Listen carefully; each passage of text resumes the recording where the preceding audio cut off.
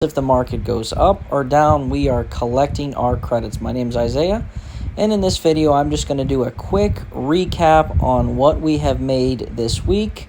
Yesterday, I posted about a 30-minute video showing year-to-date profits from our Robinhood statement, so I won't go into too much detail in today's video. Like I said, I did post an introduction to selling options video last Saturday. I highly recommend you check that out, especially if you're trying to learn how to sell some options, collect some premiums. But let's dive right in. Before we jump over to our Excel file that we do every Friday, let's look at our history. Our yield max funds aren't paying until next Monday. I calculated them into pay today because their earnings from this week. So even though they're not hitting the account technically, their ex-dividend was Wednesday, and they would have paid today had it not been a holiday. But nonetheless, let's look at our credits we collected. There's 66, 51, 20, 18, and you can calculate it up at home if you want. It's going to get up to right around $700.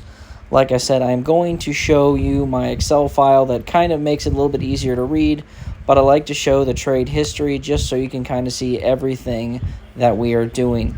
So without further ado, let's jump into our Excel file.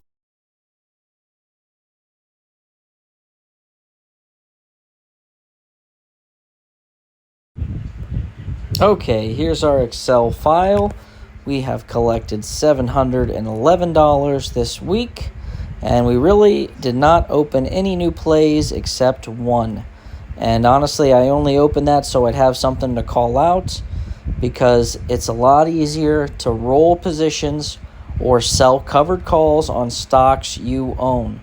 When you own at least 100 shares of a stock, you can open one option contract and agree to sell it for a predetermined price. And when you do that, the market pays you a credit.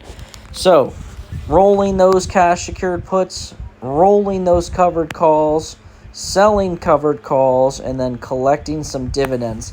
Let's look at our dividend tab real quick.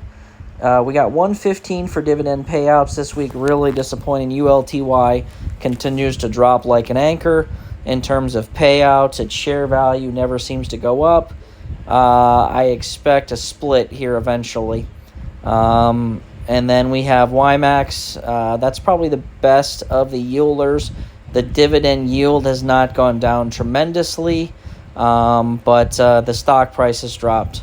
So we collected $69 from WiMAX, but I actually double dipped on that this week. So if we look back at sheet 1, I sold a covered call on those 500 shares, which is 5 contracts for WiMAX, and it collected me an additional $65 in credit, so $125 on WiMAX this week.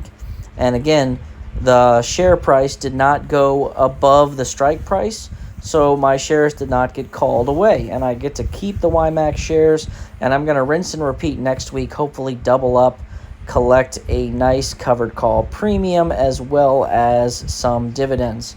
Let's go back to our running total here.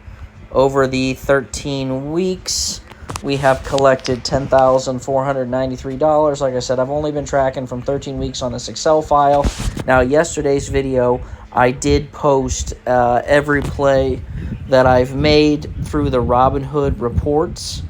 The generated report in Robinhood show your trade history, and according to that, from January 1st to current date, I've collected $11,898, and considering I've pulled that, I should add that to my list.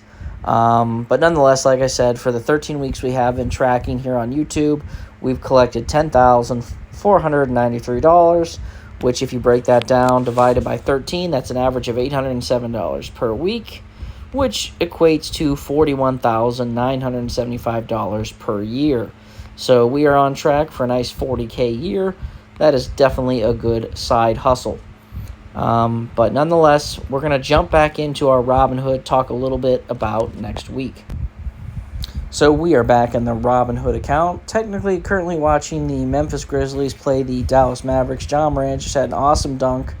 I'm a fan of these play-in tournament games. You have to let me know in the comments if you guys like the play-in or if you think it made it too easy to get in the playoffs, because now 10 seeds in each conference have an opportunity.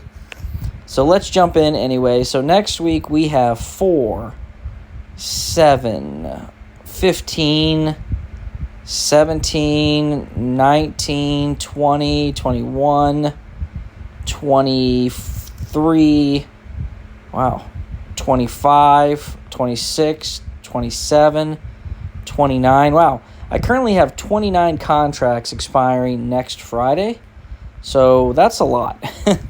I don't know if I'm going to open any positions again. I just keep rolling positions, and I know I feel bad for people that are waiting for more call-outs, but I'm hoping you've got into some of the plays I have called out. And again, never financial advice. My trades are my opinions, but if you are getting in them, let's roll some positions. Just keep rolling them with me. Collect those premiums along the way. SoFi, my favorite. I'm seeing a ton of advertisement for it. Unfortunately, I would be surprised if it comes back down to $8 by the end of the week. I feel like this is probably going to get called away. We'll see. Let's see if I would try to roll the position now. See if we could capture any credit still at that 8. So 23 at the 8. Oh, if I went out a month, I could potentially capture. Yeah, maybe. Maybe I might still try to roll that because I love SoFi. I love it at 8. I would rather use the $1,600 in that SoFi for that position over anywhere else. So I'm going to try to roll that. Run. Oh, man, I needed to stay below that 650. I don't want those shares to get called away just yet. All right.